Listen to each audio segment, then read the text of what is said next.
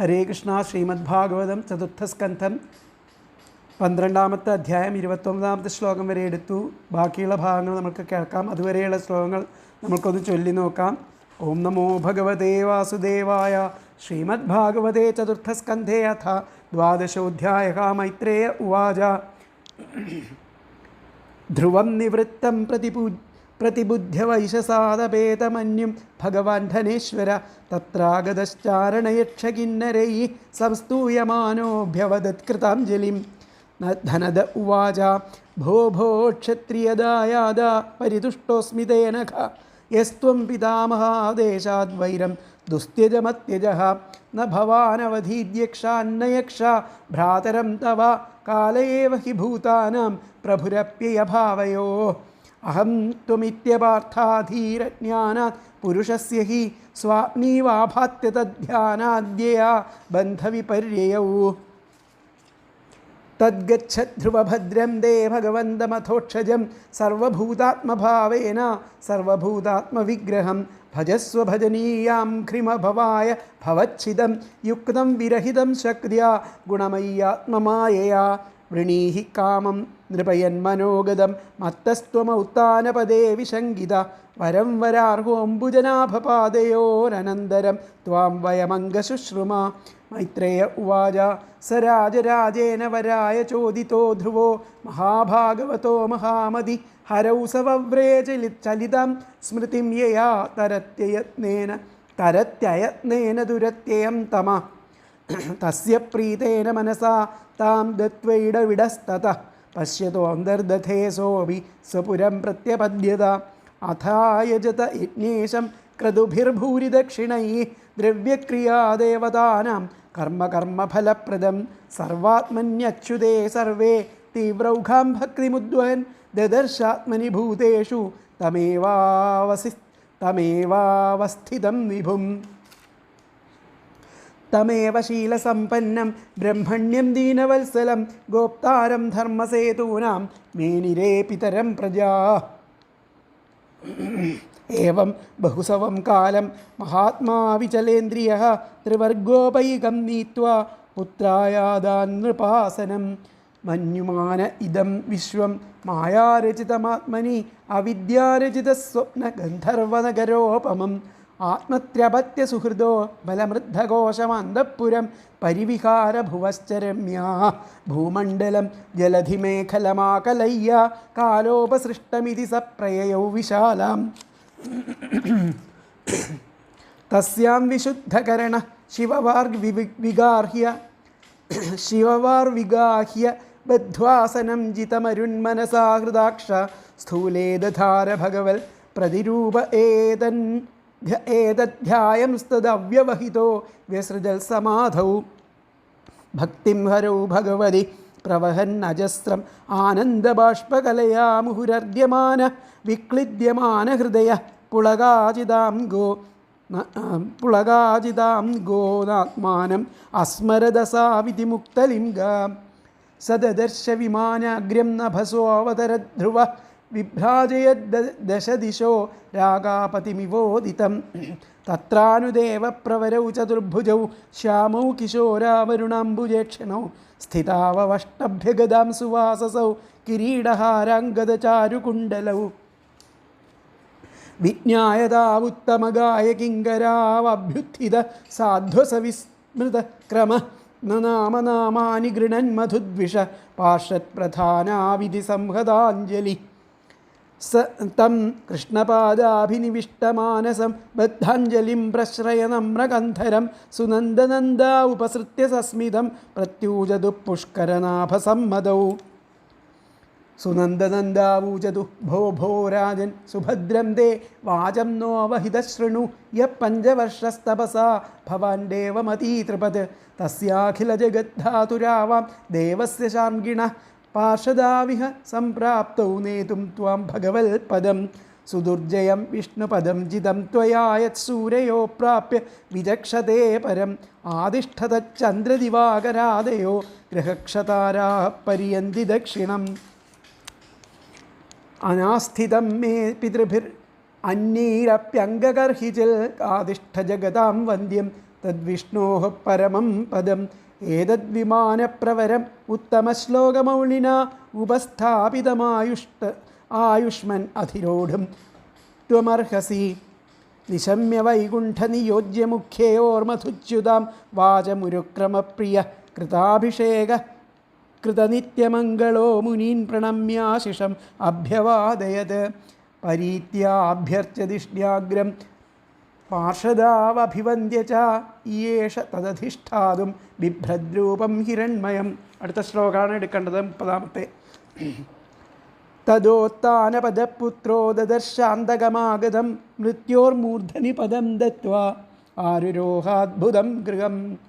തദോത്ഥാനപദപുത്രോ, ആ ഉത്ഥാനപാദൻ്റെ പുത്രൻ അപ്പോൾ ദദർശാന്തകമാഗതം, അവിടെ അന്തകൻ വരുന്നതായിട്ട് കണ്ടു. മൃത്യോർമൂർധനി പദം ദത്വാ, ആ മൃത്യുവിൻ്റെ മൂർധാവിൽ പാദം വെച്ചിട്ട്, കാല് വെച്ചിട്ട് ആരുരോഹാദ്ഭുതം ഗൃഹം, ആ വിമാനത്തിലേക്ക് അങ്ങോട്ട് കയറി എന്നർത്ഥം. അതാണ് ഇതിൽ പറഞ്ഞത്. തദോത്ഥാനപദപുത്രോ ദദർശാന്തകമാഗതം മൃത്യോർമൂർധനി പദം ദത്വാ ആരുരോഹാദ്ഭുതം ഗൃഹം. അതിലത്തെ പദങ്ങൾ ഉത്ഥാനപദ, ഉത്ഥാനപാദൻ്റെ പുത്ര, പുത്രൻ, തദ അപ്പോൾ, ആഗതം വന്നണഞ്ഞ, അന്തകൻ അന്തകനെ ദദർശ കണ്ടു, മൃത്യോ ആ അന്തകൻ്റെ മൂർധനി ശിരസിൽ, പദം ദത്വ കാലെടുത്ത് വെച്ച്, അത്ഭുതകരമായിരിക്കുന്ന ഗൃഹം ആ വിമാനത്തിലേക്ക് ആരുരോഹ കയറി. ഒന്നും കൂടി പറയാം. ഉത്ഥാനപദ ഉത്ഥാനപാദൻ്റെ പുത്ര പുത്രൻ, തദ അപ്പോൾ, ആഗതം വന്നണഞ്ഞ ആ അന്തകം ആ അന്തകനെ ദദർശ കണ്ട്, മൃത്യോഹോ ആ അന്തകൻ്റെ മൂർധനി ശിരസിൽ, പദം ദത്വ കാലെടുത്ത് വെച്ചിട്ട്, അത്ഭുതകരമായിരിക്കുന്ന ഗൃഹം ആ വിമാനത്തിലേക്ക്, ഗൃഹത്തിലേക്ക് ആരുരോഹ കയറി. പതിർത്ത അന്വയം വന്നിട്ട് ഉത്ഥാനപദ പുത്ര തദാ ആഗതം അന്തകം ദദർശ മൃത്യോഹ മൂർധനി പദം ദത്വാ അത്ഭുതം ഗൃഹം ആരുരോഹ. എന്നും കൂടി പറയാം.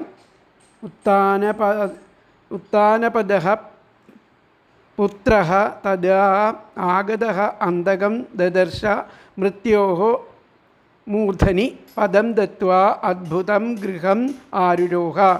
ഉത്ഥാനപാദൻ്റെ പുത്രൻ അപ്പോൾ ആ വന്നണഞ്ഞ അന്തകനെ കണ്ടിട്ട് ആ മൃത്യുവിൻ്റെ ശിരസിൽ കാലെടുത്ത് വെച്ച് ആ അത്ഭുതകരമായിരിക്കുന്ന ആ വിമാനത്തിലേക്ക് കയറി. ഉത്ഥാനപാദൻ്റെ പുത്രനായിരിക്കുന്ന ധ്രുവൻ അപ്പോൾ ആ അന്തകൻ വന്നെത്തിയതായിട്ട് കണ്ടിട്ട് അന്തകൻ്റെ ശിരസിൽ ചവിട്ടിക്കൊണ്ട് ആ മൃത്യുവെ ജയിച്ചവനായി കാണിക്കുകയാണ്.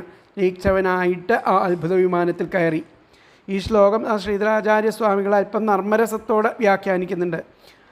അയം ഭാവ, സ്വന്തം ഭാവിച്ചിട്ട് യഥാ ധ്രുവോ അപ്പോൾ ആ വിമാനം ആരോഢുമയിച്ചത്തത, ആ വിമാനത്തിൽ കയറണം എന്ന് ഇച്ഛിച്ചിരുന്ന ആ ധ്രുവൻ മൃത്യുരാഗത്യ മൃത്യു വന്നതായിട്ട് കണ്ടിട്ട് പ്രണമ്യോവാച,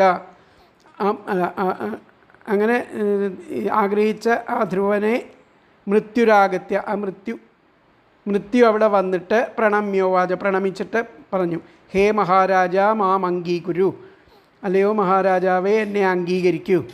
ഉവാച ധ്രുവൻ പറഞ്ഞു, സ്വാഗതം അല്ലയോ മൃത്യുവേ സ്വാഗതം, തേ അങ്ങയ്ക്ക് സ്വാഗതം.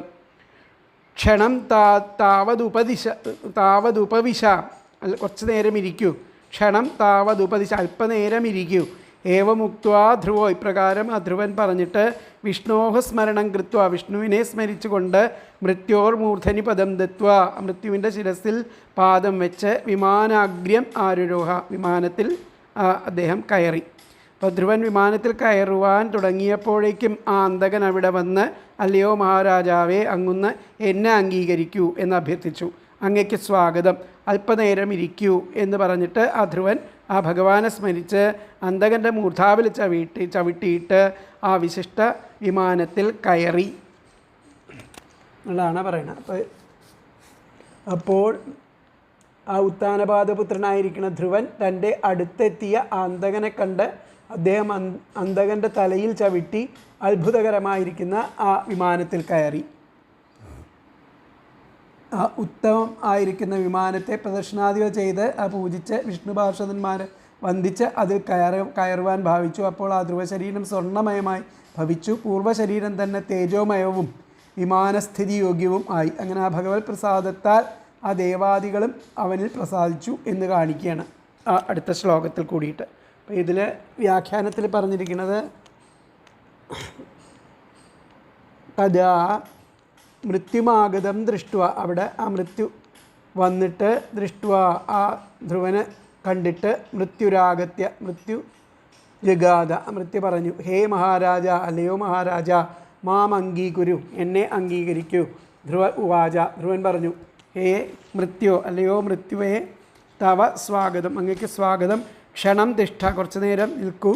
ഏവമുക്ത, ഇപ്രകാരം ധ്രുവൻ പറഞ്ഞിട്ട് വിഷ്ണു സ്മരണം കൃത്വ, വിഷ്ണു ഭഗവാനെ സ്മരിച്ച് മൃത്യോർ മൂർധനി പദം ദത്വ, മൃത്യുവിൻ്റെ മൂർധാവിൽ പദം വെച്ചിട്ട് വിമാനം ആരുരോഹ, വിമാനത്തിലേക്ക് കയറി. എന്നും കൂടി പറയാം. തഥാ അപ്പോൾ മൃത്യുമാഗതം ദൃഷ്ട, മൃത്യു വരുന്നത് കണ്ടു.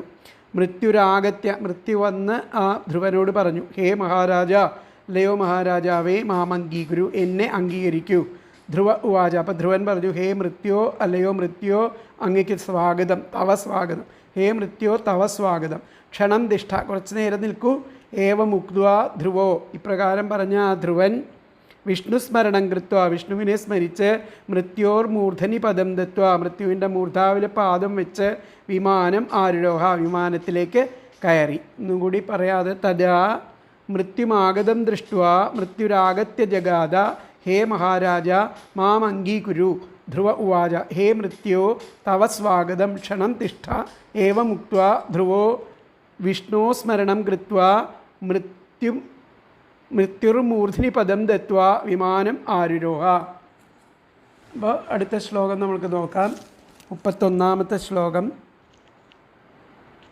31-ാമത്തെ ശ്ലോകം. തഥാ ദുന്ദുഭയോ നേതുഹു മൃദംഗപണവാദയ ഗന്ധർവമുഖ്യാ പ്രജഗു പേതു കുസുമവൃഷ്ടയ. തഥാ ദുന്ദുഭയോ, അപ്പോൾ അവിടെ ദുന്ദുഭി വാദ്യങ്ങളൊക്കെ കേട്ടുന്ന്. തഥാ ദുന്ദുഭയോ നേതുർ മൃദംഗപണവാദയ, ദുന്ദുഭി, മൃദംഗം, പണവ തുടങ്ങിയിട്ടുള്ള വാദ്യങ്ങളൊക്കെ അവിടെ ഇടയ്ക്ക തുടങ്ങിയിട്ടുള്ളതൊക്കെ അങ്ങനെ അവയുടെയൊക്കെ വാദ്യങ്ങളുടെ ശബ്ദങ്ങൾ കേൾക്കാൻ തുടങ്ങി. ഗന്ധർവമുഖ്യാ പ്രജു, ഗന്ധർവന്മാരെ പാട്ടുപാടി. പേതുഹു, സ്വർഗത്തിൽ നിന്നും കുസുമവൃഷ്ടയ, പുഷ്പവൃഷ്ടി അവിടെ നടന്നു എന്നർത്ഥം. തഥാ ദുന്ദുഭയോ നേതുർ മൃദംഗപണവാദയ ഗന്ധർവമുഖ്യാ പ്രജഗു പേതു കുസുമവൃഷ്ടയ. പദങ്ങളെ തഥാ അപ്പോൾ, ദുന്ദുഭയ മൃദംഗപണവാദയ പെരുമ്പറ, മൃദംഗം, ഇടയ്ക്ക ഇത്യാദി വാദ്യങ്ങൾ നേതുഹു മുഴങ്ങി. ഗന്ധർവമുഖ്യ ഗന്ധർവശ്രേഷ്ഠന്മാർ പ്രജഗുഹു പാടി.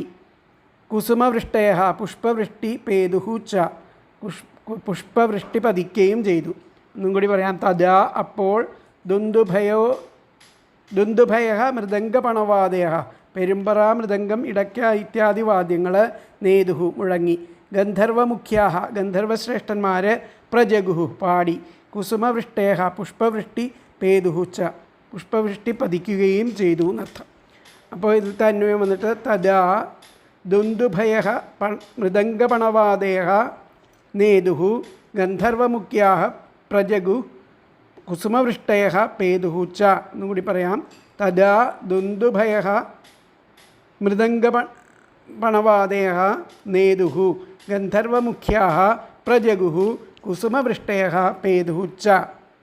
അപ്പോൾ പെരുമ്പറ, മൃദംഗം, ഇടയ്ക്ക ഇത്യാദി വാദ്യങ്ങൾ മുഴങ്ങി ആ ഗന്ധർവശ്രേഷ്ഠന്മാർ പാടി പുഷ്പവൃഷ്ടി പതിക്കുകയും ചെയ്തു. അപ്പോൾ ആ പെരുമ്പറ, മൃദംഗം, പണവം മുതലായ വാദ്യവിശേഷങ്ങളും ശബ്ദം മുഴങ്ങി കേൾക്കാറായി. ഗന്ധർവ പ്രമുഖന്മാർ ഗാനങ്ങൾ ആലപിച്ചു. ആകാശത്ത് നിന്ന് പുഷ്പവൃഷ്ടിയും ഉണ്ടായി. അപ്പോൾ ദുന്ദുഭികളും മൃദംഗങ്ങൾ, പണവങ്ങൾ മുതലായ വാദ്യങ്ങളും ശബ്ദിച്ചു. ഗന്ധർവ പ്രമുഖന്മാർ പാട്ട് പാടുകയും പുഷ്പങ്ങൾ പതിക്കുകയും ചെയ്തു. അപ്പോൾ വിമാന ആരോഹണ സമയത്തിൽ ദേവന്മാർ ആ ദുന്ദുഭികൾ, മൃദംഗം, പണവം മുതലായ വാദ്യങ്ങളെ മുഴക്കി ഗന്ധർവശ്രേഷ്ഠന്മാർ പാട്ടുപാടി ദേവന്മാരെ പുഷ്പവർഷം ചെയ്തു. അപ്പോൾ ഇതിലത്തെ വ്യാഖ്യാനം വന്നിട്ട് തഥാ സ്വർഗേ ദുന്ദുഭി മൃദംഗാദയോ, സ്വർഗത്തിൽ നിന്നും ദുന്ദുഭി മൃദംഗം തുടങ്ങിയിരിക്കുന്ന ആ വാദ്യങ്ങൾ നെയ്തുഹു മുഴങ്ങി. ഗന്ധർവാഹ ജഗുഹു ഗന്ധർവന്മാർ പാടി. പുഷ്പവൃഷ്ടേഹ പേതു പുഷ്പവൃഷ്ടി അവിടെ പതിച്ചു. എന്നുകൂടി പറയാം. തഥാ സ്വർഗേ ദുന്ദുഭി മൃദംഗാദയോ നേതുഹു, സ്വർഗത്തിലെ ദുന്ദുഭി മൃദംഗം പണവം തുടങ്ങിയിട്ടുള്ള വാദ്യങ്ങൾ മുഴങ്ങി. ഗന്ധർവാ ജഗുഹു ഗന്ധർവന്മാർ പാടി. പുഷ്പവൃഷ്ടയ പേതു പുഷ്പവൃഷ്ടി ഉണ്ടായി.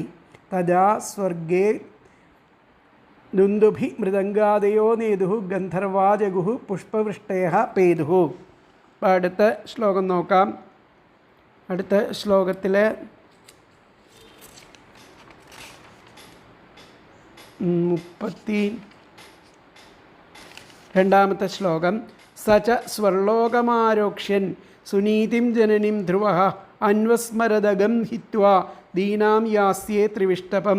സച സ്വർലോകമാരോക്ഷ്യൻ സുനീതിം ജനനിം ധ്രുവഃ അന്വസ്മരദഗം ഹിത്വാ ദീനായാസ്യേ ത്രിവിഷ്ടപം.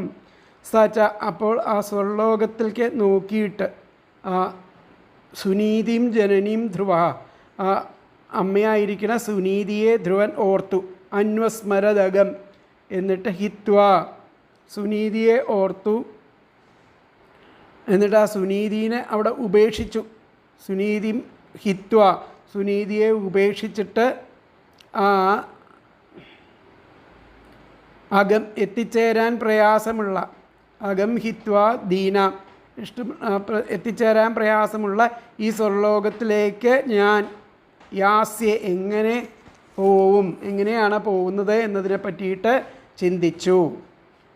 ദീനയായിരിക്കുന്ന ആ അമ്മയെ ഓർത്തു. അപ്പോൾ സ്വർലോകത്തിലേക്ക് അങ്ങനെ ആരോഹണം ആരംഭിച്ചപ്പോൾ ആ ധ്രുവൻ ആ മാതാവും ആ ദീനയും ആയിരിക്കുന്ന സുനീതിയെ പ്രത്യേകം ഓർത്ത് അവിടെ സുനീതിയെ ഉപേക്ഷിച്ചിട്ട് എത്തിച്ചേരാൻ പ്രയാസമുള്ള ഈ സ്വർലോകത്തിലേക്ക് എങ്ങനെ പോകണു എന്നതിനെ പറ്റിയിട്ട് ചിന്തിച്ചു എന്നുള്ളതാണ് ഈ ശ്ലോകത്തിൽ പറയുന്നത്. അപ്പോൾ പദങ്ങൾ സ്വർലോകം, സ്വർലോകത്തിലേക്ക് ആരോക്ഷ്യൻ ആരോഹണം ആരംഭിക്കുമ്പോൾ സധ്രുവ ആ ധ്രുവൻ ജനനിയും മാതാവും ദീനാം ച ദീനയും ആയിരിക്കുന്ന സുനീതിം സുനീതിയെ പ്രത്യേകം ഹിത്വ സുനീതിയെ അവിടെ ഉപേക്ഷിച്ചിട്ട് അകം എത്തിച്ചേരാൻ പ്രയാസമുള്ള ത്രിവിഷ്ടപം ആ സ്വർലോകത്തിലേക്ക് യാസ്യേ ഞാൻ എങ്ങനെ പോകുന്നു അന്വസ്മരത് എന്നതിനെ ചിന്തിച്ചു പോയി. എന്നും കൂടി പറയാം. സ്വർലോകം ആ സ്വർലോകത്തിലേക്ക് ആരോക്ഷ്യൻ ആരോഹണം ആരംഭിക്കുമ്പോൾ സഹ ധ്രുവ ആ ധ്രുവൻ ജനനീം മാതാവും ദീനാം ച ദീനയും ആയിരിക്കുന്ന സുനീതിം ആ സുനീതിയെ പ്രത്യേകം ഹിത്വ ഉപേക്ഷിച്ചിട്ട് അകം എത്തിച്ചേരാൻ പ്രയാസമുള്ള ത്രിവിഷ്ടപം സ്വർലോകത്തിലേക്ക് യാസ്യേ ഞാൻ എങ്ങനെ പോകുന്നു അന്വസ്മരത് എന്ന് ചിന്തിച്ചു പോയി. അതിലത്തെ അന്വയം സ്വർലോകം ആരോക്ഷ്യൻ സഹ ധ്രുവ മാതാം ജനനീം ദീനാം ച സുനീതിം ഹിത്വ അകം ത്രിവിഷ്ടപം യാസ്യേ അന്വസ്മരത്. ഒന്നുകൂടി പറയാം. സ്വർലോകം ആരോക്ഷ്യൻ സ ധ്രുവ ജനനീം ദീനാം ച സുനീതിം ഹിത്വ അകം ത്രിവിഷ്ടപം യാസ്യേ അനുസ്മരത്. സ്വർലോകത്തിലേക്ക് ആരോഹണം ആരംഭിക്കുമ്പോൾ ആ ധ്രുവൻ മാതാവും ദീനയുമായിരിക്കുന്ന സുനീതിയെ പ്രത്യേകം അവിടെ ഉപേക്ഷിച്ചിട്ട് എത്തിച്ചേരാൻ പ്രയാസമുള്ള ആ സ്വർലോകത്തിലേക്ക് താൻ എങ്ങനെ പോകുന്നു എന്നതിനെപ്പറ്റി ചിന്തിച്ചു പോയി. സ്വർലോകത്തിലേക്ക് ആരോഹണം ചെയ്യുവാൻ തുടങ്ങിയ അവസരത്തിൽ ധ്രുവൻ തൻ്റെ പെറ്റമ്മയായ സുനീതിയുടെ ആ ദീനാവസ്ഥയെപ്പറ്റി ഓർത്ത് കുണ്ഠിതപ്പെട്ടു. പുത്രദുഃഖം അനുഭവിക്കുമാറ് ആ മാതാവിനെ ഉപേക്ഷിച്ച് താൻ എങ്ങനെ ദുർഗമമായിരിക്കുന്ന ഈ സ്വർഗത്തിലേക്ക് പോകും എന്നതിനെ പറ്റിയിട്ട് ആലോചിച്ചു. അകം എന്നാൽ ഗമിക്കാൻ സാധ്യം അല്ല, ഗമിക്കാൻ അസാധ്യമായതെന്നർത്ഥം. തനിക്ക് ഭഗവത് കാരുണ്യത്താൽ അത് സാധ്യമായി, മാതാവിന് എളുപ്പം പ്രാപിക്കത്തക്കതല്ല അതെന്ന് കാണിപ്പാനും കൂടിയാണ് അകം എന്ന അവിടെ വിശേഷണം. ഇവിടെ ത്രിവിഷ്ടപം എന്ന് പറഞ്ഞു കഴിഞ്ഞാൽ ധ്രുവസ്ഥാനം എന്നാണ് അതിൻ്റെ അർത്ഥം വരുന്നത്. അപ്പോൾ അദ്ദേഹം ആ സ്വർഗലോകത്തിലേക്ക് പോകാൻ തുടങ്ങുമ്പോൾ ആ ദുഃഖിതയായ ആ അമ്മയെ വിട്ട് ആ ദുർഗമമായിരിക്കുന്ന പുണ്യലോകത്തിലേക്ക് എങ്ങനെ പോകും എന്ന ചിന്തയിൽ മുഴുകി.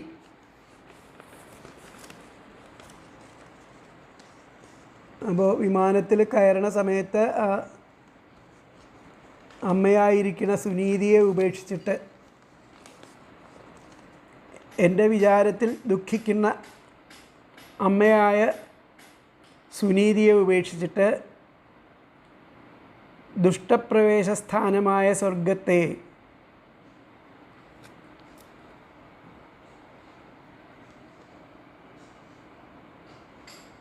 ഞാൻ എങ്ങനെ പ്രാപിക്കും എന്നുള്ള വിചാരം ആ സ്വർഗത്തിലേക്ക് പോകാൻ ഭാവിച്ച സമയം ധ്രുവനുണ്ടായി എന്നുള്ളതാണ് പറയുന്നത്. ഇതിലത്തെ വ്യാഖ്യാനം എന്താ പറഞ്ഞതെന്ന് നോക്കാം. വ്യാഖ്യാനത്തിൽ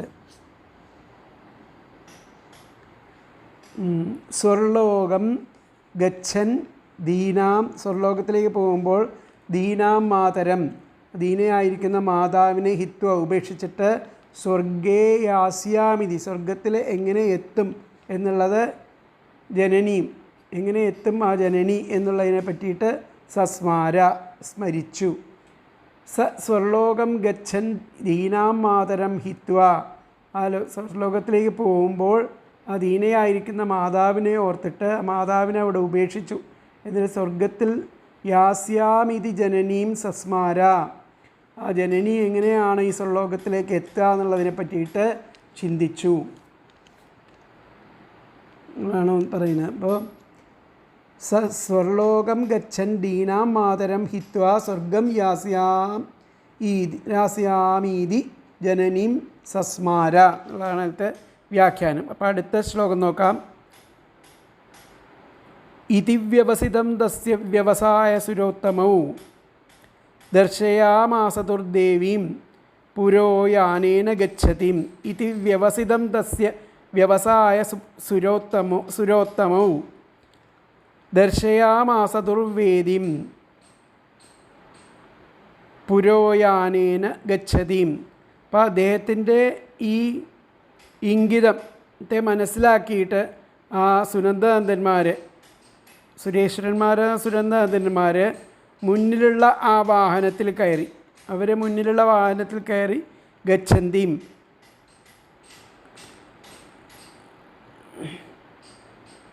പോകുന്ന ആ ദേവിയും സുനീതിയെ അവിടെ കാണിച്ചു കൊടുത്തു. അത് ശരി. അപ്പോൾ ഇത് വ്യവസിതം തസ്യ വ്യവസായ സുരോത്തമവും, ഇപ്രകാരം ആ അദ്ദേഹത്തിൻ്റെ ആ ഇംഗിതം മനസ്സിലാക്കിയിട്ട്, അദ്ദേഹത്തിൻ്റെ അമ്മ എങ്ങനെയാണ് സ്വർലോകത്തിലേക്ക് എത്തുക എന്നുള്ളതായിട്ടുള്ള ആ ചിന്തയെ മനസ്സിലാക്കിയിട്ട് ആ സുനന്ദനന്ദന്മാർ അവരങ്ങനെ എന്ത് ചെയ്തു, മുന്നിലുള്ള വാഹനത്തിൽ കയറിയിട്ട്, മുമ്പിലൊരു വാഹനത്തിൽ കയറിയിട്ട് പോകുന്ന ആ ദേവിയും ആ സുനീതിയെ ആ ധ്രുവന് അവിടെ കാണിച്ചു കൊടുത്തു.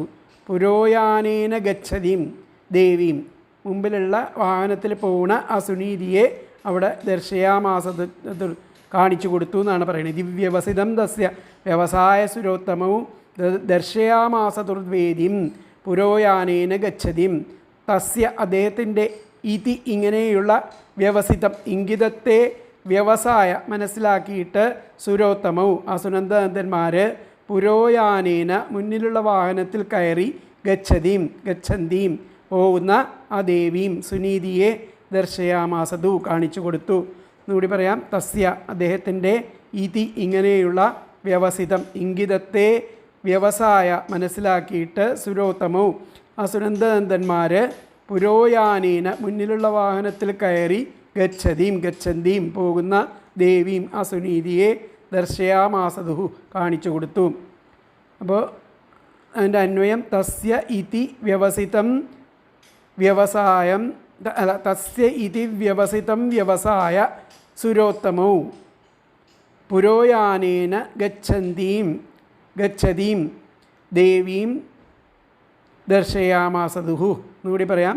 തസ്യ ഇതി വ്യവസിതം വ്യവസായ സുരോത്തമൗ പുരോയാനേന ഗച്ഛതീം ദേവീം ദർശയാമാസതു.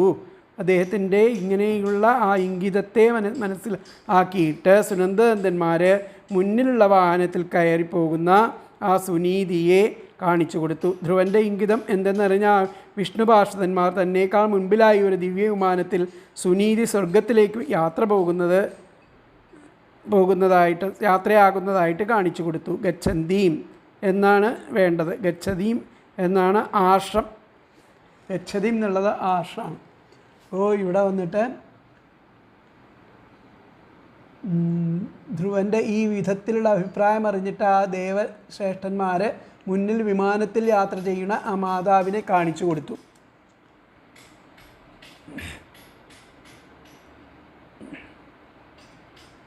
അപ്പോൾ അവൻ്റെ ആ വിചാരം അറിഞ്ഞ പാർഷദ മുഖ്യന്മാർ വിമാനത്തിലിരുന്ന് മുൻഭാഗത്ത് കൂടെ ആ സഞ്ചരിക്കുന്നതായിരിക്കുന്ന ആ സുനീതി ദേവിയെ അവന് കാട്ടിക്കൊടുത്തു.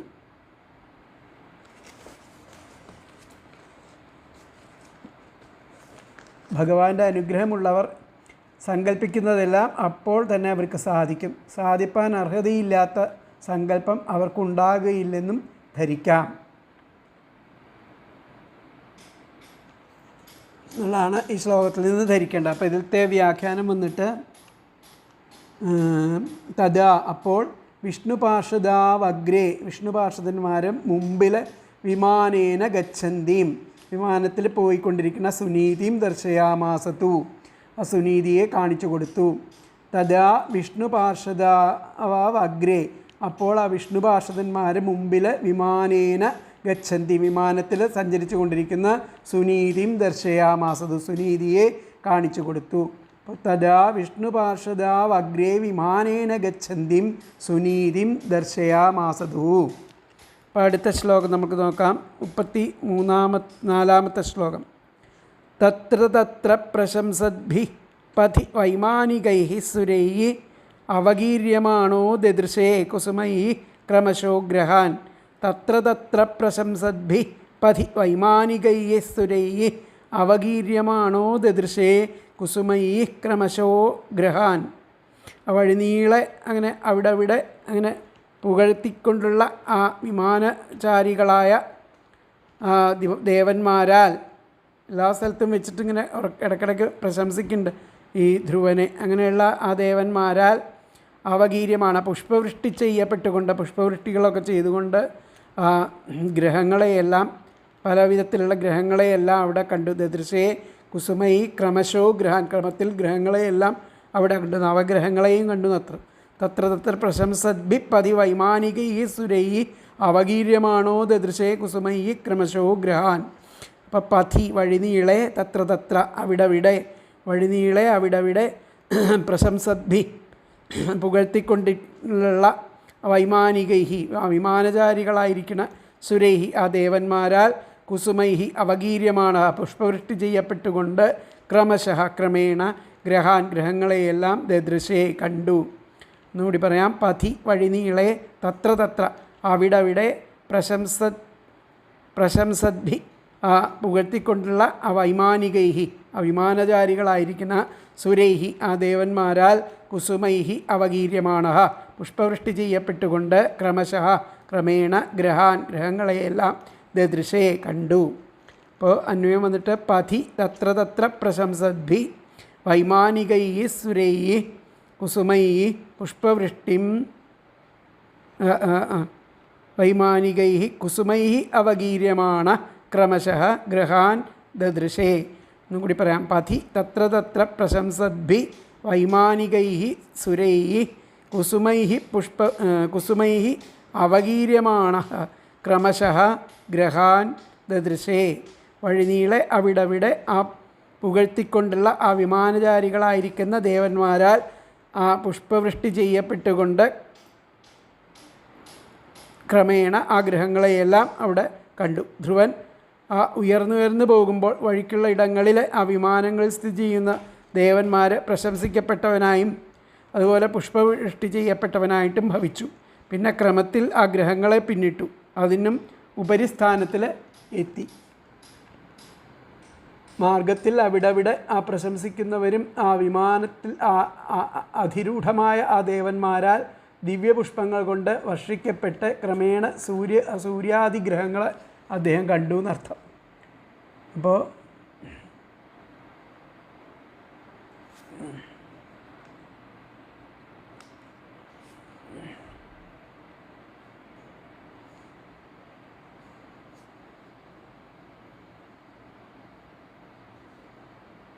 അപ്പോൾ എന്താ പറഞ്ഞത്, അപ്പോൾ സാധിപ്പാൻ അർഹതയില്ലാത്ത സങ്കല്പം അവർക്കുണ്ടാകുകയില്ലെന്ന് ധരിക്കാം. അവിടെ മാർഗമധ്യത്തിലെ വിമാനങ്ങളിലിരിക്കുന്ന ദേവന്മാർ ധ്രുവൻ്റെ ഭാഗ്യത്തെപ്പറ്റി പ്രശംസിക്കുകയും പുഷ്പം വർഷിക്കുകയും ചെയ്തു. ആ വിധം സഞ്ചരിച്ച് മേൽപോട്ട് പോകുന്ന അവൻ ക്രമേണ ആ സൂര്യാദി ഗ്രഹങ്ങളെ കണ്ടു എന്നുള്ളതാണ് ഇതിൽ പറയുന്നത്. അപ്പോൾ ഇതിലത്തെ വ്യാഖ്യാനം വന്നിട്ട് സ്വർഗമാർഗേ സ്തുവദ്ഭിർദേവൈ, സ്വർഗമാർഗത്തിൽ ആ ദേവന്മാരൊക്കെ ആ ധ്രുവനെ സ്തുതിച്ചു. സ്വർഗമാർഗൈ സ്തുവദ്ഭിർദേവൈ, എന്നിട്ട് പുഷ്പൈർ വികീര്യമാണോ, പുഷ്പവൃഷ്ടി ചെയ്തു. ഗ്രഹാൻ മുനീംശ്ച സമതിക്രമ്യ, ആ ഗ്രഹങ്ങളെയും മുനിമാരെയും ഒക്കെ സപ്തർഷികളെയും ഒക്കെ സമതിക്രമ്യ, അതിനെയൊക്കെ അതിക്രമിച്ചിട്ട് വിഷ്ണോ പദം ജഗാം, വിഷ്ണുവിൻ്റെ പദം എത്തി എന്നുള്ളതാണ് പറയുന്നത്. അതിൻ്റെ ഉപരിയായുള്ള സ്ഥാനത്ത് എത്തി. അപ്പോൾ സ്വർഗമാർഗേ സ്തുവദ്ഭിർദേവൈ പുഷ്പൈർ വികീര്യമാണോ, ആ സ്വർഗമാർഗത്തിൽ ആ ദേവന്മാരാൽ സ്തുതിക്കപ്പെട്ട് പുഷ്പൈർ വികീര്യമാണോ, പുഷ്പവൃഷ്ടിയൊക്കെ എല്ലാം സ്വീകരിച്ച് ഗ്രഹങ്ങളെയും മുനീംശ്ച, ആ സപ്തർഷികളെയും ഒക്കെ സമതിക്രമ്യ, അവരെയൊക്കെ അതിക്രമിച്ചിട്ട് വിഷ്ണോപദം, വിഷ്ണുവിൻ്റെ പദത്തിൽ ജഗാമ, എത്തി എന്നുള്ളതാണ് ഇതിൽ പറയുന്നത്. അപ്പോൾ അടുത്ത ശ്ലോകം നമുക്ക് നോക്കാം. 35 ത്രിലോകീം ദേവയാനേന സോതിവ്രജ്യ മുനീനപി പരസ്താദ്യധ്രുവഗതിർ വിഷ്ണോ പദമഥാഭ്യഗാത്. ത്രിലോകീം ദേവയാനേന സോതിവ്രജ്യ മുനീനപി പരസ്താദ്യധ്രുവഗതിർ വിഷ്ണോ പദം അഥാഭ്യഗാത്. ഇപ്പോൾ ക്രമശഃ എന്നുള്ള പദം അവിടെ കഴിഞ്ഞ ശ്ലോകത്തിൽ പറഞ്ഞു. ആ ഗ്രഹങ്ങളുടെ സ്ഥാനം അനുസരിച്ചുള്ള തത്വത്തെ പ്രതിനിധീകരിക്കുകയാണ് ഞാൻ. ഗ്രഹങ്ങളുടെ കിടപ്പിനെ പറ്റിയിട്ട് ആ പഞ്ചമസ്കന്ധത്തിൽ വേറെ പറയുന്നുണ്ട്. അപ്പോൾ അങ്ങനെ അദ്ദേഹം ആ ധ്രുവൻ ദേവമാർഗത്തിലൂടെ എവിടെ എത്തി, ത്രിലോകങ്ങളെയും സപ്തർഷിസ്ഥാനങ്ങളെയും ഒക്കെ അതിക്രമിച്ചിട്ട് പിന്നെ അതിനും ഉപരിയായിരിക്കുന്ന ആ വിഷ്ണുവിൻ്റെ സ്ഥാനത്തേക്ക് ധ്രുവഗതിം, ചാഞ്ചല്യമില്ലാത്ത ഗതിയോടെ, ധ്രുവഗതി എന്ന് പറഞ്ഞാൽ ചാഞ്ചല്യമില്ലാത്ത ഗതിയോടെ നിൽക്കുന്ന ആ പദത്തിലേക്ക് എത്തി, അവിടേക്ക് ചെന്നെത്തി എന്നർത്ഥം. അത് ഈ വ്യാഖ്യാനത്തിൽ ആദ്യം പറഞ്ഞു കഴിഞ്ഞു. അപ്പോൾ ഇതിൽ നോക്കാം, ഈ ശ്ലോകത്തിൽ ത്രിലോകീം ദേവയാനേന സോതിവ്രജ്യ, ആ ത്രിലോകത്തെയും അതിക്രമിച്ചു, ആ ദേവമാർഗത്തിലൂടെ സഞ്ചരിച്ചിട്ട്. സോതിവ്രജ്യ മുനീനപി, അതുപോലെ മുനിമാരെയും സപ്തർഷികളുടെ ലോകങ്ങളെയും ഒക്കെ സ്ഥാനങ്ങളെയും ഒക്കെ അതിക്രമിച്ചു. പരസ്താദ്യാത്, ആ പരം, അതായത് അതിനും ഒക്കെ ഉപരിയായിട്ട് നിൽക്കുന്ന ആ വിഷ്ണുവിൻ്റെ ആ പരമസ്ഥാനത്തെ പദം അഥാഭ്യഗാത്, ആ ധ്രുവഗതിം, ആ ചാഞ്ചല്യം ഇല്ലാത്ത ആ ഗതിയോടെ ഇരിക്കുന്ന ആ വിഷ്ണുവിൻ്റെ പദത്തിൽ പോയെത്തി എന്നാണ് പറയുന്നത്. അപ്പോൾ ഇത്തെ പദങ്ങൾ അദ്ദേഹം ദേവയാനേന, ദേവമാർഗത്തിലൂടെ ത്രിലോകീം, ആ ത്രിലോകങ്ങളെയും മുനീൻ അപി, സപ്തർഷിസ്ഥാനത്തെയും അതിക്രമിച്ചിട്ട് പിന്നെ പരസ്താത്, അതിനും ഉപരിയായിരിക്കുന്ന ആ വിഷ്ണുവിൻ്റെ പദം, സ്ഥാനത്തെ ധ്രുവഗതി, ചാഞ്ചല്യമില്ലാത്ത ഗതിയോടെ അഭ്യഗാത്, പോയെത്തി. ഒന്നും കൂടി പറയാം. അദ്ദേഹം ദേവയാനേന, ദേവമാർഗത്തിലൂടെ ത്രിലോകങ്ങളെയും മുനീൻ അപി, സപ്തർഷിസ്ഥാനത്തെയും അതിക്രമിച്ച് പിന്നെ പരസ്താത്, അതിനും ഉപരിയായിരിക്കുന്ന ആ വിഷ്ണുവിൻ്റെ പദം, സ്ഥാനത്തെ ധ്രുവഗതി, ചാഞ്ചല്യമില്ലാത്ത ഗതിയോടെ അഭ്യഗാത്, പോയെത്തി. അപ്പോൾ ദേവയാനേന ത്രിലോകീം മുനീൻ അപി അതിവ്രജ്യ പരസ്താത് തദ് വിഷ്ണോ പദം ധ്രുവഗതി അഭ്യഗാത്. ഒന്നും കൂടി പറയാം. സഹ ദേവയാനേന ത്രിലോകീം മുനീൻ അപി അതിവ്രജ്യ അഥ പരസ്താത് തത് വിഷ്ണു പദം ധ്രുവഗതി അഭ്യഗാത്. അദ്ദേഹം ആ ദേവമാർഗത്തിലൂടെ ആ ത്രിലോകങ്ങളെയും സപ്തർഷിസ്ഥാനത്തെയും അതിക്രമിച്ചിട്ട് അതിനും ഉപരിയായിരിക്കുന്ന ആ വിഷ്ണുവിൻ്റെ സ്ഥാനത്തെ ചാഞ്ചല്യമില്ലാത്ത ഗതിയോടെ പോയെത്തി. ആ വിമാനത്തിൽ ത്രൈലോക്യത്തെയും മറികടന്ന് ധ്രുവൻ അതിനപ്പുറത്തുള്ള സപ്തർഷി മണ്ഡലത്തെയും അതിക്രമിച്ച് വിഷ്ണു ഭഗവാന്റെ ആസ്ഥാനവും അചഞ്ചലവുമായിരിക്കുന്ന ധ്രുവസ്ഥാനത്തെ പ്രാപിച്ചു. ധ്രുവശബ്ദത്തിന് ഒരിക്കലും ഇളകാത്ത എന്നർത്ഥം. ഈ ബ്രഹ്മാണ്ടത്തിൻ്റെ മുഴുവൻ ഭാരവും താങ്ങിക്കൊണ്ട് അല്പം പോലും ചലിക്കാതെ സ്ഥിതി ചെയ്യുന്നതാണ് ധ്രുവസ്ഥാനം. ജ്യോതിർഗോളങ്ങളുടെ ആകമാനം കേന്ദ്രബിന്ദുവാണത്. അത് ചലിച്ചാൽ പ്രപഞ്ചം ഛിന്ന ഭിന്നമാകും. അപ്പോൾ ഇതിൽ അദ്ദേഹം ആ വിമാനത്തിലൂടെ 3 ലോകങ്ങളെയും സപ്തർഷിമാരെയും അതിക്രമിച്ച് അതിൽ നിന്ന് പരമായ വിഷ്ണുവിൻ്റെ പദത്തെ പുനരാവൃത്തി കൂടാത്ത വിധം പ്രാപിച്ചു. അങ്ങനെയാണ് പറയുന്നത്. അപ്പോൾ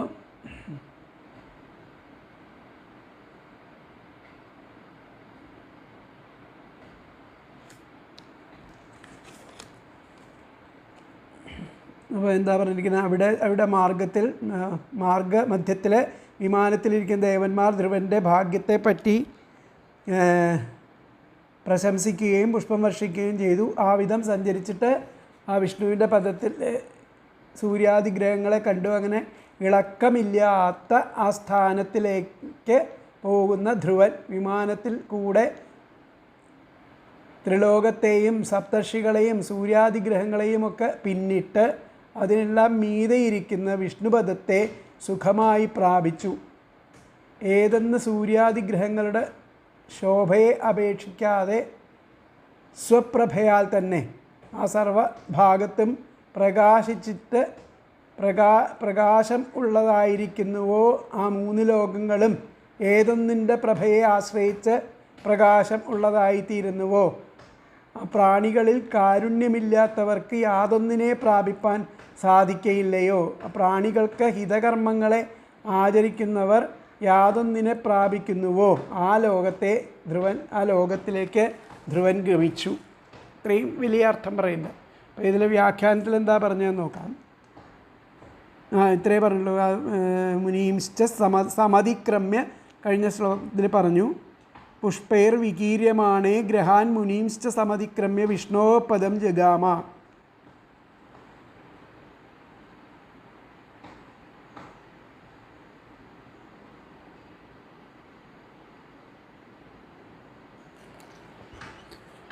അപ്പോൾ അടുത്ത ശ്ലോകം നമുക്ക് നോക്കാം. 36-ാമത്തെ. തദ് ഭ്രാജമാനം സ്വരുചൈവ സർവതോ ലോകാസ്ത്രയോ ഹ്യനുവിഭ്രാജന്ത ഏതേ യന്നാവ്രജൻ ജന്തുഷു യേ അനുഗ്രഹ വ്രജന്തി ഭദ്രാണി ചരന്തി യേ നിശം. യത് ഭ്രാജമാനം സ്വരുചൈവ സർവതോ. ഏതൊന്നിൻ്റെ ആ പ്രകാശം കൊണ്ടാണോ സർവ്വതും പ്രകാശിക്കുന്നത്. ആ ധ്രുവലോകത്തിൻ്റെ ഇതിനെ പറ്റിയിട്ട് പറയുക വിഷ്ണുലോകത്തിൻ്റെ. യത് ഭ്രാജമാനം സുരുചൈവ സർവതോ ലോകാസ്ത്രയോ ഹ്യനുവിഭ്രാജന്ത ഏതേ. ഏതൊന്നുകൊണ്ടാണോ എല്ലാം വിഭ്രാന്തിയിൽ ഏർപ്പെട്ടിരിക്കുന്നത്. എന്നാ വ്രജൻ ജന്തുഷു യേന അനുഗ്രഹ. ആ ജീവജാലങ്ങളിൽ ആരാണോ അനുഗ്രഹം കൊടുക്കുന്നത്. വ്രജന്തി ഭദ്രാണി ചരന്ത്രി ഏനിശം. ഏതിനെ ആ പ്രാപിച്ചിട്ട് ആരാണോ എല്ലായ്പ്പോഴും ആ സൽക്കർമ്മങ്ങൾ ചെയ്യുന്നത് അവരെ എത്തുന്ന പദം. പല വിധത്തിൽ അതിനെ വിസ്തരിച്ച് പറയുന്നു. യത് ഭ്രാജമാനം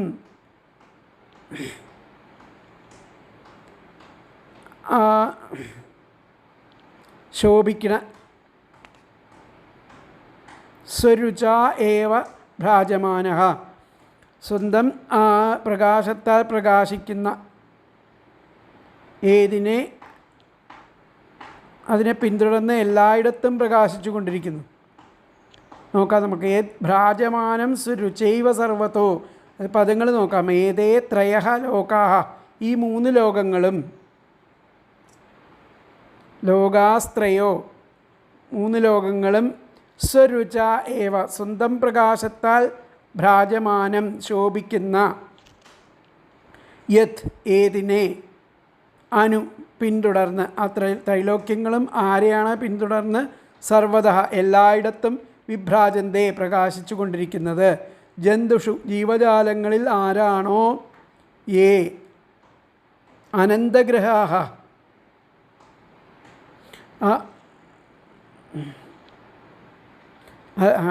അനനുഗ്രഹാഃ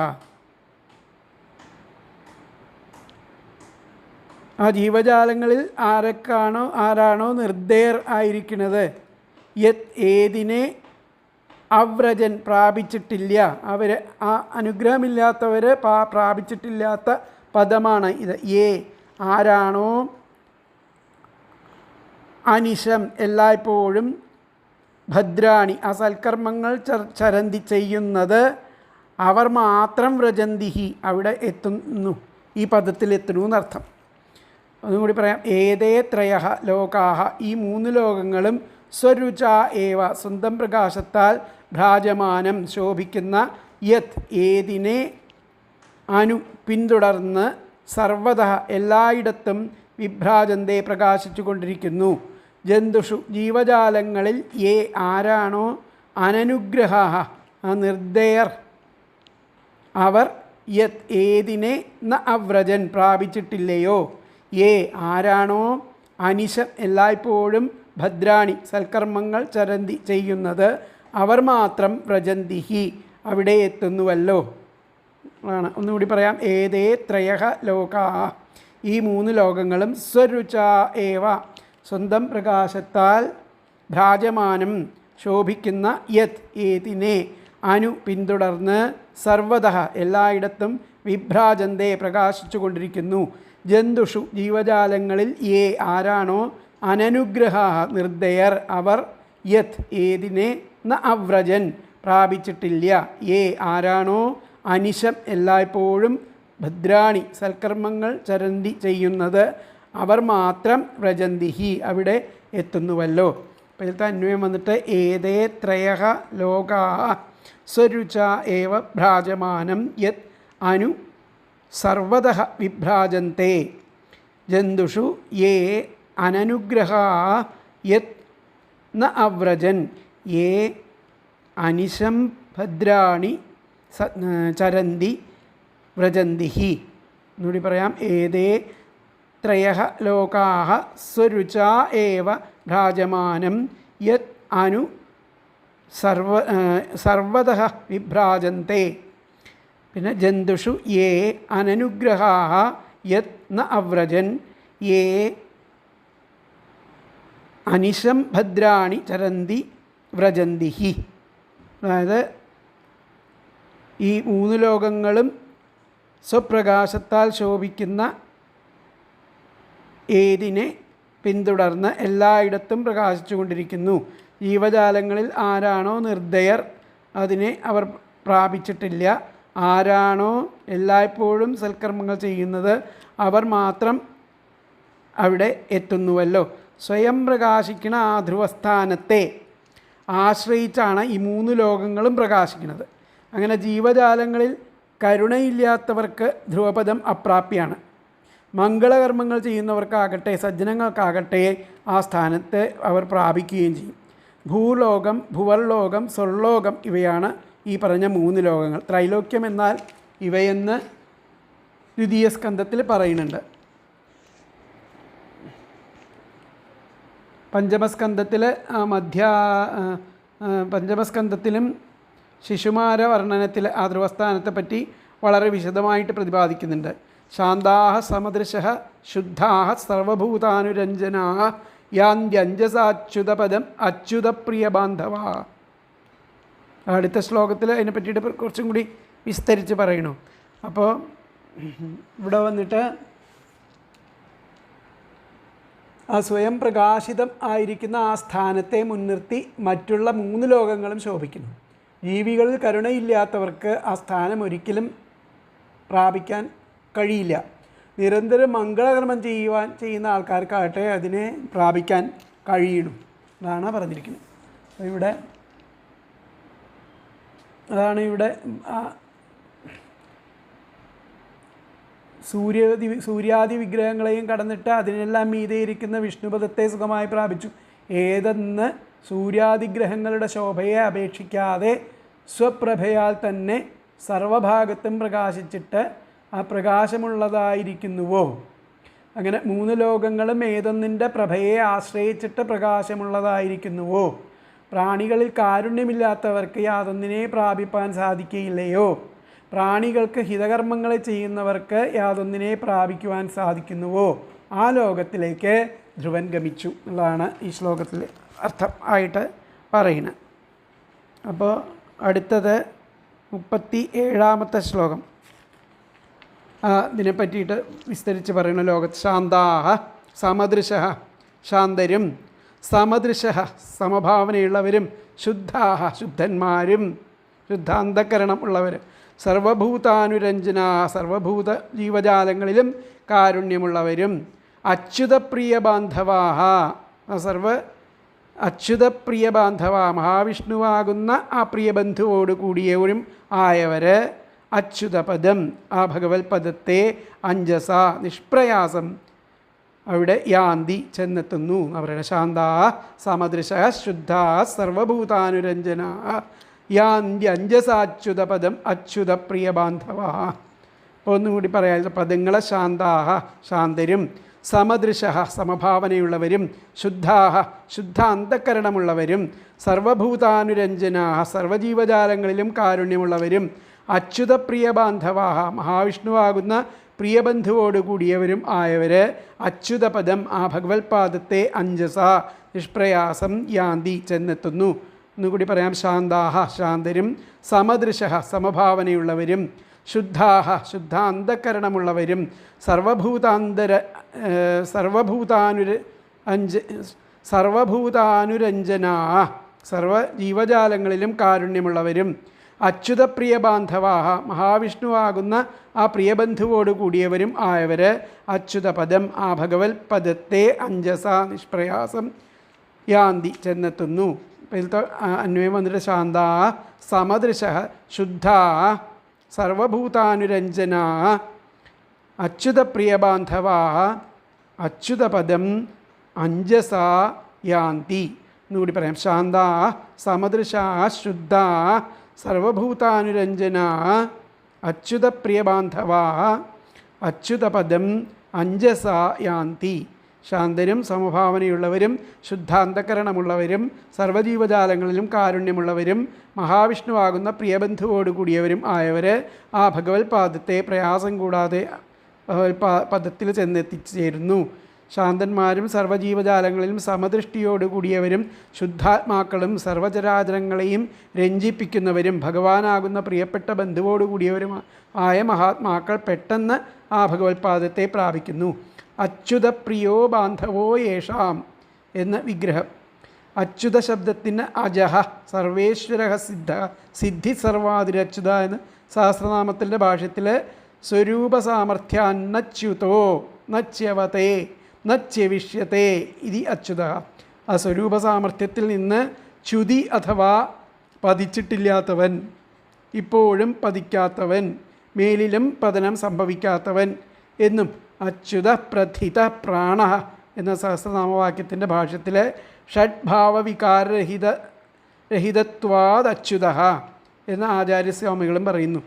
ജായതേസ്തി വിപരിണമത്തെ വർദ്ധതേ അപക്ഷീയതേ നശ്യതി. ഇവയാണ് ആ യാസ്കമുനി കൽപ്പിക്കുന്ന ജന്മാദി ഷഡ്ഭാവങ്ങൾ. ഇതൊന്നും ഇല്ലാത്ത വികാരരഹിതനായിരിക്കുന്ന അർജുനൻ കൽപ്പിക്കുന്ന ആ ഷഡ്ഭാവങ്ങൾ ജനിക്കുക, വർത്തിക്കുക, പരിണാമഭേദം സംഭവിക്കുക, വളരുക, ക്ഷയിക്കുക, നശിക്കുക എന്നർത്ഥം. ഈ ജീവജാലങ്ങൾക്കല്ലാതെ ഇതൊക്കെ ജീവജാലങ്ങൾക്ക് ഉണ്ടാകുന്നതൊന്നും ഈശ്വരനില്ല എന്നാണ് പറയുന്നത്. ധ്രുവപദത്തിൽ എത്തിച്ചേർന്നാൽ അവിടെ നിന്ന് പിന്നെ ഒരിക്കലും പതനം സംഭവിക്കുകയില്ല എന്ന അർത്ഥത്തിലും അച്യുതപദം എന്നതിനെ വ്യാഖ്യാനിക്കണം.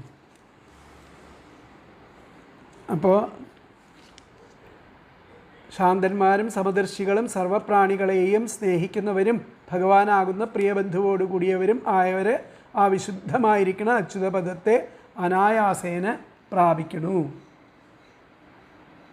അപ്പോൾ ശ്രീവിഷ്ണുവിനെ തന്നെ പ്രിയബന്ധുവായിട്ട് വിചാരിക്കുന്നവരും സ്വപ്രവർത്തികളാൽ സർവഭൂതങ്ങളെ സന്തോഷിപ്പിക്കുന്നവരും രാഗാദിമാലിന്യം അറ്റിരിക്കുന്നവരും എല്ലാറ്റിലും സമനായി വസിക്കുന്ന ഭഗവാനെ കാണുന്നവരും ഇന്ദ്രിയങ്ങളെയും മനസ്സിനെയും അടക്കിയവരും ആയിരിക്കുന്നവർ ഏതൊരു ലോകത്തെ പ്രാപിക്കുമോ ആ ലോകത്തെ ധ്രുവൻ പ്രാപിച്ചിരിക്കുന്നു എന്നാണ് ഇവിടെ പറയുന്നത്. അപ്പോൾ അതിലത്തെ വ്യാഖ്യാനത്തിൽ എന്താ പറയണത് നോക്കാം. വ്യാഖ്യാനത്തിൽ യസ്യ പദസ്യ കാന്ത്യ, ആ പദത്തിൻ്റെ കാന്തി കൊണ്ട്, ആ പദത്തിൻ്റെ കാന്തി കൊണ്ട് ത്രയോ ലോകാ ഭ്രാജന്തേ, 3 ലോകങ്ങളും ഏത് ലോകത്തിൻ്റെ കാന്തി കൊണ്ട് ഭ്രാജന്തേ പ്രകാശിക്കുന്നുവോ, ഏ ജന്തുഷു നിഷ്കൃപാസ്തേ, ഏത് ജന്തുക്കളാണ്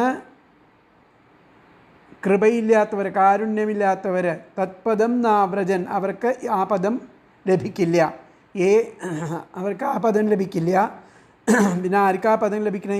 ശാന്താഹ, ശാന്തന്മാരും, സമദൃശന്മാരും, അഞ്ജസ, അങ്ങനെയുള്ളവരും വളരെ എളുപ്പത്തിൽ തത്പദം യാന്തി, തൽപദം ആ വിഷ്ണുപദത്തെ പ്രാപിക്കുന്നു എന്നർത്ഥം. അപ്പം യസ്യ പദസ്യ കാന്ത്യാ ത്രയോ ലോകാ ഭ്രാജന്തേ യേ ജന്തുഷു നിഷ്കൃപാസ്തേ തൽപദം നാവ്രജൻ യേ ശാന്താ സമദൃശസ്തേഞ്ജസ തൽപദം യാന്തി.